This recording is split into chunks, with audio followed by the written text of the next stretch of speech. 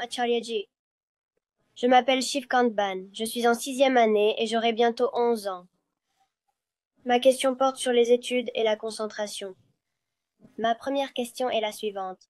Comment arrêter de se concentrer sur autre chose quand on étudie? Et comment on fait genre? Se concentrer sur ce que vous faites est important, mais on n'aime pas ça?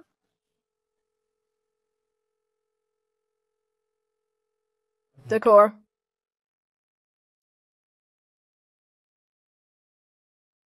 Il y a ça et ça.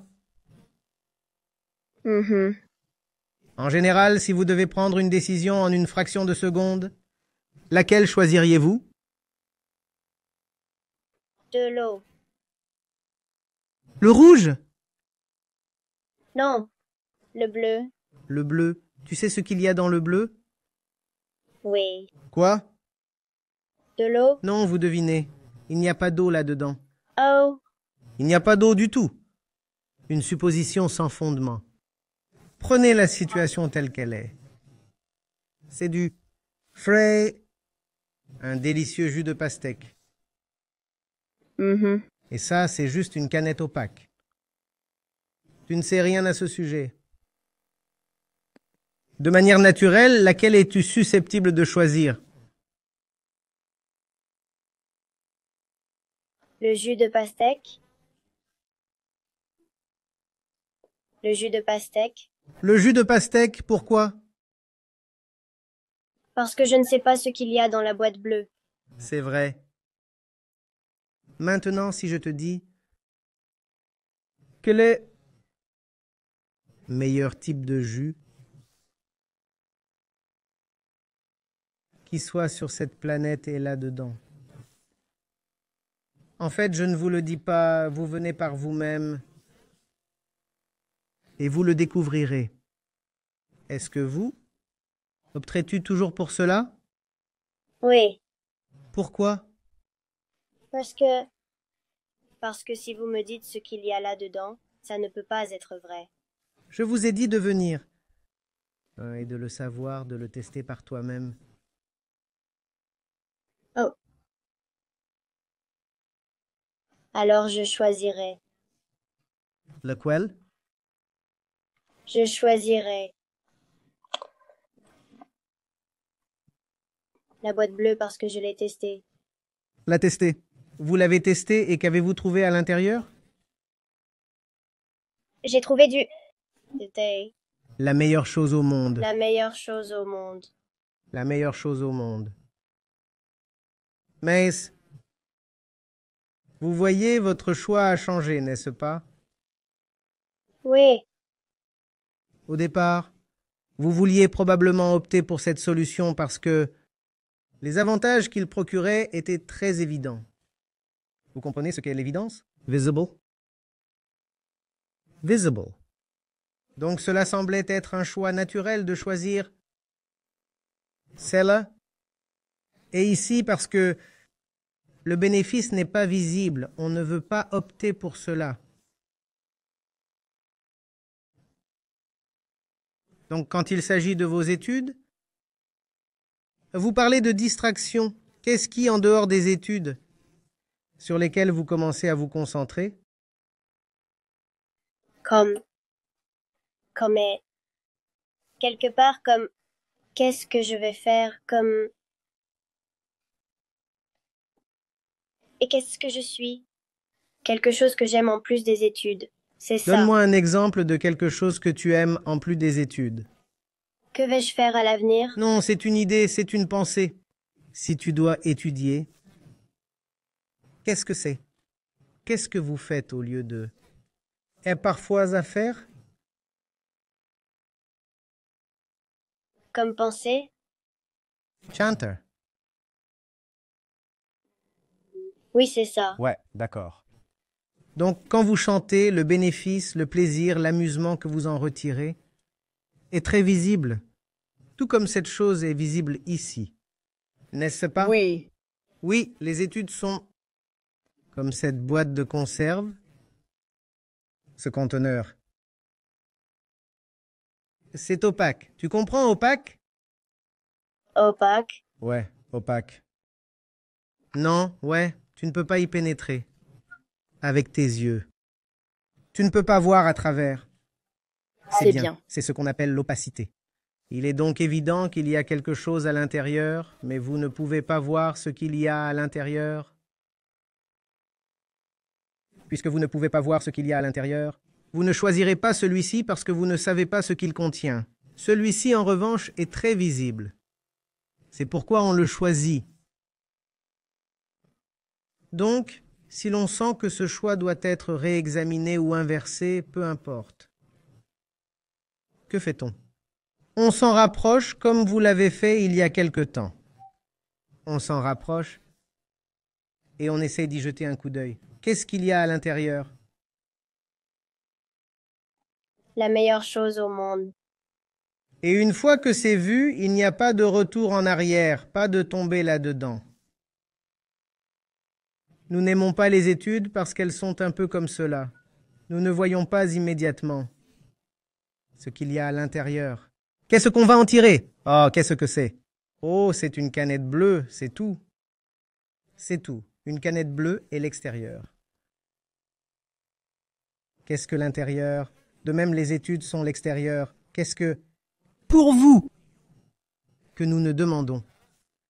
Qu'on ne nous demande ou qu'on ne nous dit pas?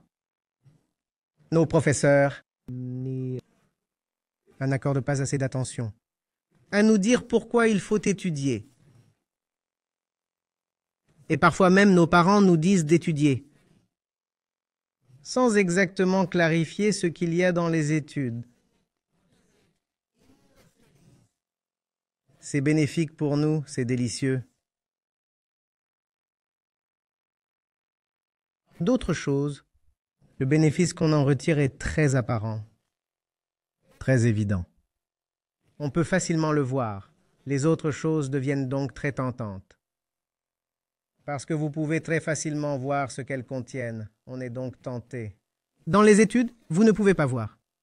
Le bénéfice qu'elles contiennent, il reste donc que tout est très incertain. D'accord, il y a probablement quelque chose à l'intérieur, vous savez. Il l'a dit, je ne sais pas. Comment tester? Approchez-vous. Accorde-toi au processus d'étude profondément au moins pendant une semaine et vois ce qui en découle. Ou engage tes parents dans une conversation. Pourquoi faut-il étudier les mathématiques? Non, non, non, non, je ne te demande pas de m'apprendre les mathématiques.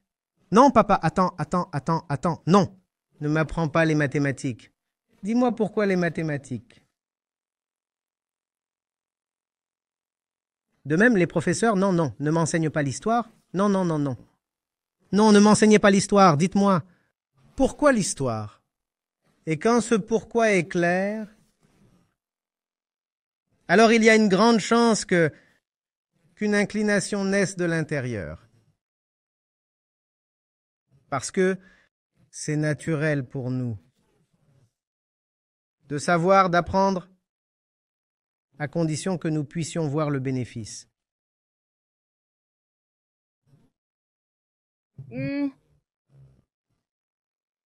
Ne demandez donc pas à vos parents de vous aider à faire vos devoirs, en supposant que vous ayez des devoirs.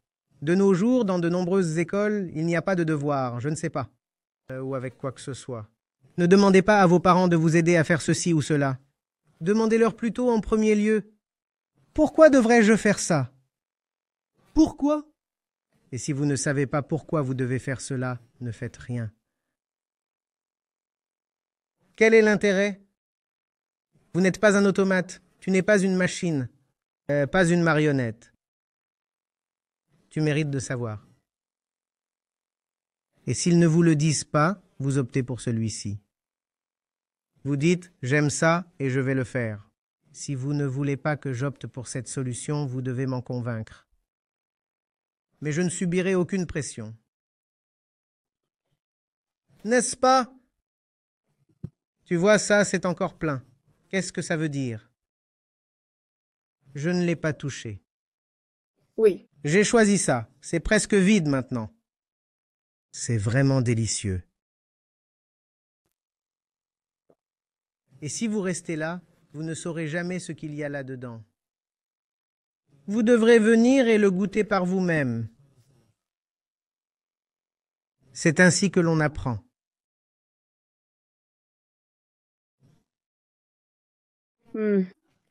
Compris. Comprendre.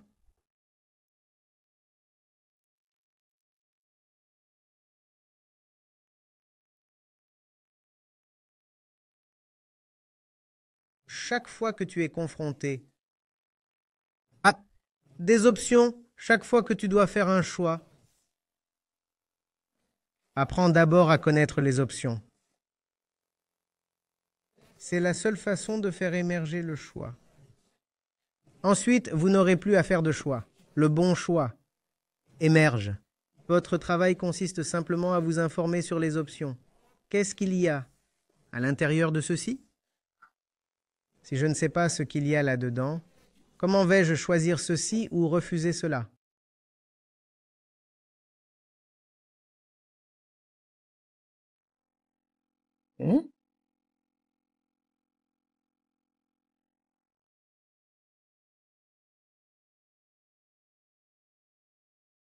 Je vous remercie.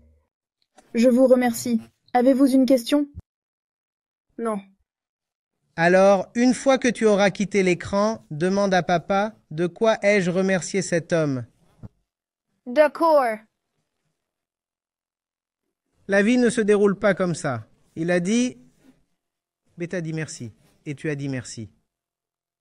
C'est contraire à ce que je t'ai appris ces 10-15 minutes. Il faut se demander ce qu'il y a là-dedans. Probablement que ce que je vous ai enseigné est encore comme cette boîte de conserve.